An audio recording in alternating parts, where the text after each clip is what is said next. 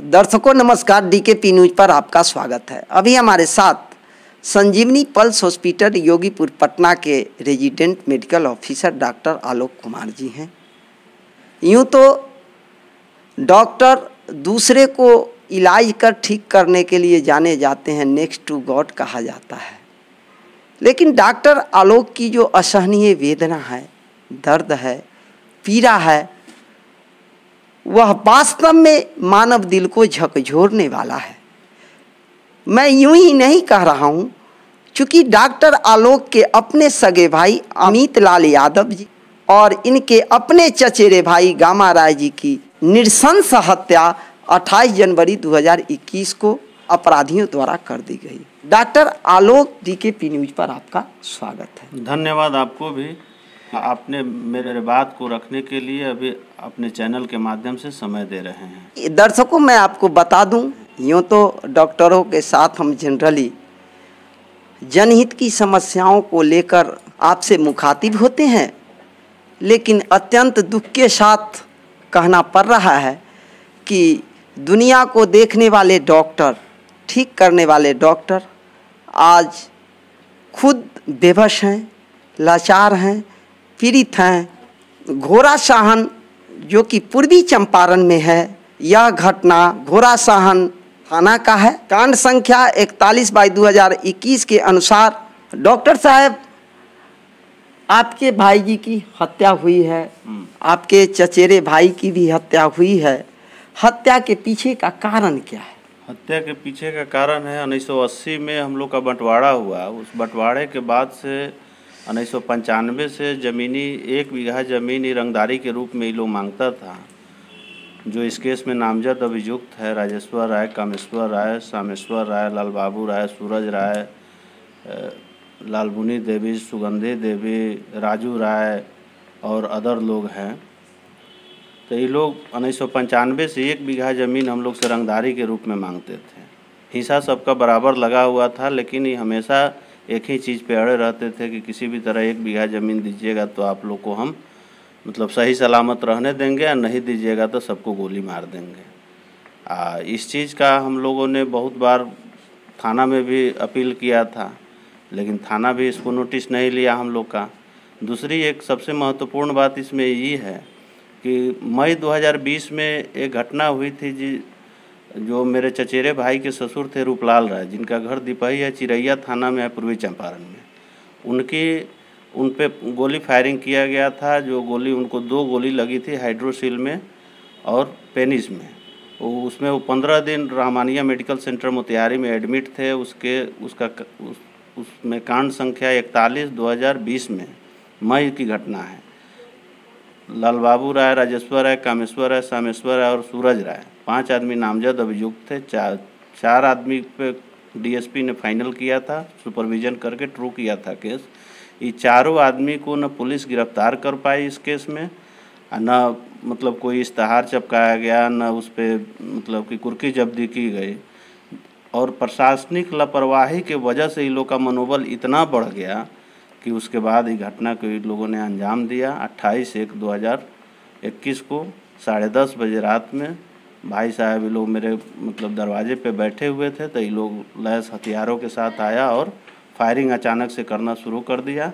उसमें सारे लोग तितर बितर हो गए और मेरे भाई साहब को गोली लगी और चचेरे भाई को गोली लगी गामा राय, और मेरे भाई साहब अमित लाल यादव।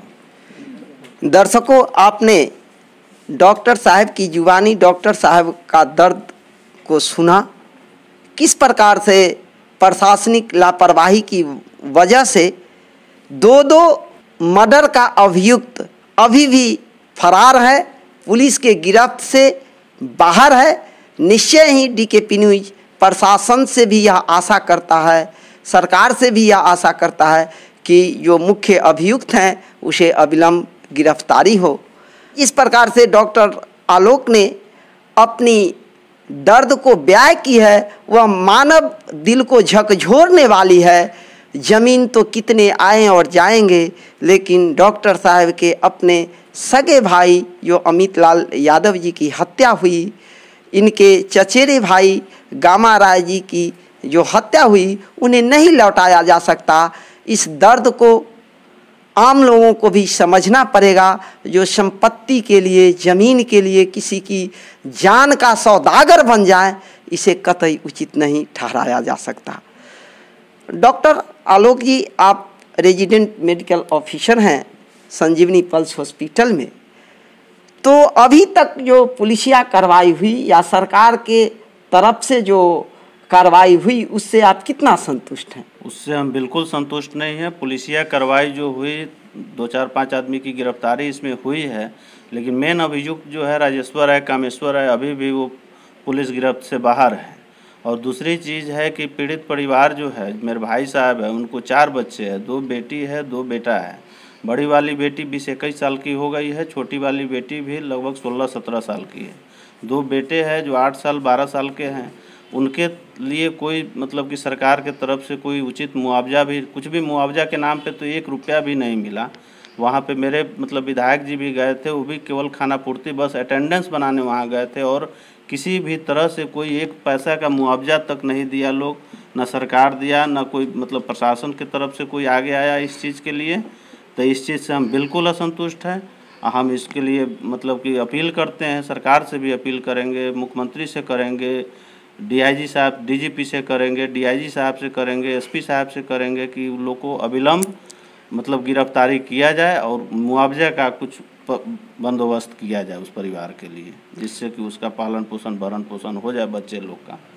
अभी तक कौन कौन लोग वहाँ पर पहुँचे प्रशासन की तरफ से और सरकार की तरफ से, और मुआवजा के लिए क्या कुछ किया या नहीं किया? अब सरकार के तरफ से तो मतलब कि प्रशासन की तरफ से एसपी साहब पहुँचे थे, लेकिन मुआवजे के लिए कोई ऐलान नहीं किया उन लोगों ने। विधायक जी मेरे पहुँचे थे, वो भी मुआवजे के लिए कोई ऐलान नहीं किया। प्रशासन के तरफ से कुछ मतलब हम लोग संतुष्ट है कि उन लोगों ने फोर्स की व्यवस्था कर दी है, लेकिन फोर्स की व्यवस्था करने से समस्या का हल नहीं होगा। समस्या का हल तो होगा कि जब तक ये राजेश्वर राय, कामेश्वर राय गिरफ्तार नहीं हो जाता है, तब तक तो हम लोग डर के साये में जी रहे हैं। घर पे फोर्स है, मेरे साथ तो फोर्स नहीं है, हम तो ड्यूटी करने वाले आदमी हैं। मेरा भाई भी ड्यूटी करने वाला आदमी है, वो भी दिल्ली से नौकरी छोड़ के आ गया डर के मारे। अभी घर पे कोई देख रेख करने वाला नहीं है। तो सबसे पहले तो उन लोग की गिरफ्तारी अत्यंत आवश्यक है। गिरफ्तारी के बाद कुछ न कुछ उस परिवार के लिए, मतलब कि भाभी के लिए मेरे कुछ बंदोबस्त किया जाए। कोई सरकारी नौकरी हो, चाहे प्राइवेट ही संस्थान में कोई अच्छा वैकल्पिक व्यवस्था किया जाए, कुछ मुआवजे का ऐलान किया जाए। सरकार से मेरी यही मांग है, जो अब तक नहीं हो पाई है सरकार के तरफ से। दर्शकों, मैं आपको बता दूं, ये बिहार में सुशासन की सरकार है, और जिस प्रकार से यहाँ पर मर्डर, हत्याएं हो रहे हैं, निश्चय ही ब्लैक स्पॉट साइन कहा जाएगा सरकार के लिए, और मुख्यमंत्री जी निश्चय ही संज्ञान में लेंगे। डीकेपी चैनल पर डॉक्टर आलोक का दर्द देश दुनिया के लोग सुन रहे हैं, इस चैनल को भी देश दुनिया के लोग देख रहे हैं। तो मैं सरकार से अपील करूंगा, जो निश्चय ही डॉक्टर आलोक के सगे भाई की जो हत्या हुई है, उनकी जो विधवा पत्नी है, उनके जो बाल बच्चे हैं, उनके लिए सरकार को कुछ मुआवजे का प्रबंध करना चाहिए। और डॉक्टर आलोक, जो कि पटना के संजीवनी पल्स हॉस्पिटल के रेजिडेंट मेडिकल ऑफिसर हैं, ये भी दहशत में जी रहे हैं। स्वाभाविक भी है, जो जिसके 2 भाई की हत्या हो जाए और वह आदमी चैन से रहे, यह हो नहीं सकता है। आज दुनिया को ठीक करने वाला डॉक्टर खुद वैसे दर्द से पीड़ित है जिसका इलाज दवा नहीं, लोगों की सहानुभूति है, लोगों का कोऑपरेशन है। डॉक्टर साहब, आप यह बताएं, जो आप पटना में रह रहे हैं, आप भी दहशत के साए में जी रहे होंगे। दहशत तो यही है, यहाँ से डेरा जाना है, डेरा से घर से फिर ड्यूटी आना है, हमेशा डर लगा हुआ रहता है, कब क्या हो जाएगा, नहीं हो जाएगा। वो कुछ भी कर सकता है, जब तक बाहर है तब तक कुछ भी कर सकता है। आखिरकार आप चाहते हैं जो इसके जो मुख्य अभियुक्त हैं, उसको प्रशासन जल्द से जल्द अविलंब गिरफ्तार किया जाए। जब तब उसके बाद ही हम लोग कुछ चैन की सांस ले सकेंगे, उसके बाद ही हम लोग कुछ अच्छे तरह से ज़िंदगी जी सकेंगे। अभी पूरा परिवार मेरा तबाह है, अस्त व्यस्त है, इधर उधर है। डर के मारे सब लोग, कोई घर से नहीं निकल रहा है, निकल भी रहा है तो मतलब इतना डर से निकल रहा है कि उसका हालत ख़राब है। दर्शकों, मैं आपको बता दूं, या डॉक्टर आलोक, जिनका घर ललुआ है, पोस्ट निमोइया और थाना घोड़ासहन है। ये चूँकि इनके अपने सगे भाई अमित लाल यादव और चाचा का लड़का गामा राय जी हत्या हुई है, यह दर्द वास्तव में असहनीय है। मैं भी आशा करूंगा प्रशासन से, पूर्वी चंपारण के एसपी से, डीएम से और घोड़ासहन थाना के इंस्पेक्टर से कि वो अविलंब कांड संख्या 41/2011 के नामजद जो मुख्य अभियुक्त हैं, जो फरार चल रहे हैं, उसको अविलंब गिरफ्तार करें ताकि पीड़ित परिवार को राहत मिल सके। डॉक्टर आलोक जी, आप डीकेपी न्यूज़ पर आए, इसके लिए हम हृदय की गहराई से धन्यवाद आपको भी कि डीकेपी न्यूज़ ने मेरे लिए इतना समय निकाला। मीडिया तो चौथा स्तंभ होता है, जिससे मतलब मान गए मेरा आवाज़ सरकार तक नहीं पहुँचे, तो आप लोग के माध्यम से कम मुख्यमंत्री तक ही, एसपी साहब तक मेरी बात पहुँचे, विपक्ष तक पहुँचे कि विपक्ष भी इस बात को आवाज़ उठाए। आलोक जी, निश्चय ही आपके दर्द को सुना जाएगा। Thank you.